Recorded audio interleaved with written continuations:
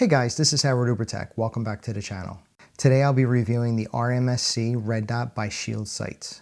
I won't be giving it a score because I won't be able to test the optics durability. I feel like in order for me to accurately give a score, I would need to test the durability myself. At this time, I don't have a spare gun so I can perform my own drop test of these optics. Maybe in the future this might change. Before we get started, please take the time to click that subscribe button.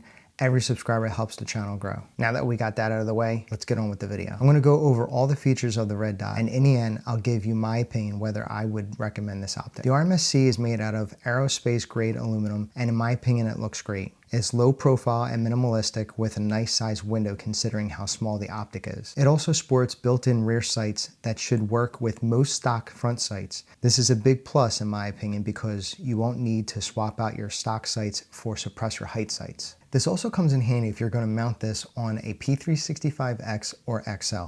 The P365's rear sights are removed when you mount a Red Dot, and the RMSc's built-in rear sight lets you co-witness with the stock front sight. This optic works with most of the micro compact pistols that are optic ready, like the SIG P365X, Glock 43X MOS, and the Ruger Max 9, just to name a few.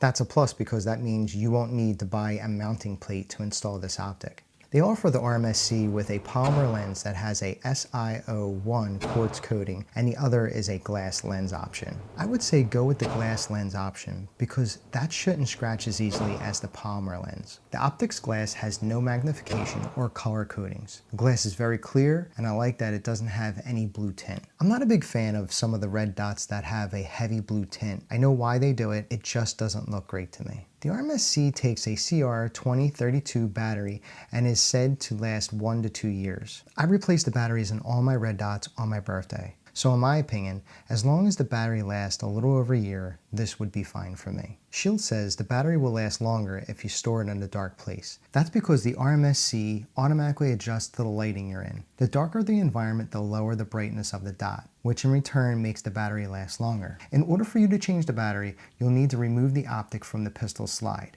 which means you'll have to re-zero the dot when you reinstall the optic. Like I mentioned earlier, the RMSc uses auto brightness for the dot. I noticed this works most of the times, but my RMSc sometimes has a delayed reaction to the lighting I'm in. I wish it had an option to set the brightness of the dot, so I could select the brightness setting myself and not rely on the auto brightness. I tend to like the dot brighter than what the optic sets it to. I also noticed using the RMSc in low light with a flashlight washes out the dot. The reason why I think this is happening is because the light is in front of you and not sending enough light towards the top of the optic, so the sensor can't tell it needs to increase the brightness of the dot. Something else to note, when I zero my pistol Red Dots, I use a bore sight, and I like to change the brightness of the dot so I can tell the difference between the dot and the laser bore sight. I could still sight in the optic without adjusting the brightness of the dot, it just makes it a little harder. All these issues are not isolated to the RMSc. I have the same issues with other Red Dots that have auto brightness settings. Speaking of the sighting in the optic, the elevation and windage screws are not labeled and they don't give any tactile clicks when you turn them. You will need to use the mini dial sighting tool that Shield provides with the optic. On the mini dial, it tells you which direction to turn the screw to move the dot right or left and up or down. The RMSc is compatible with night vision,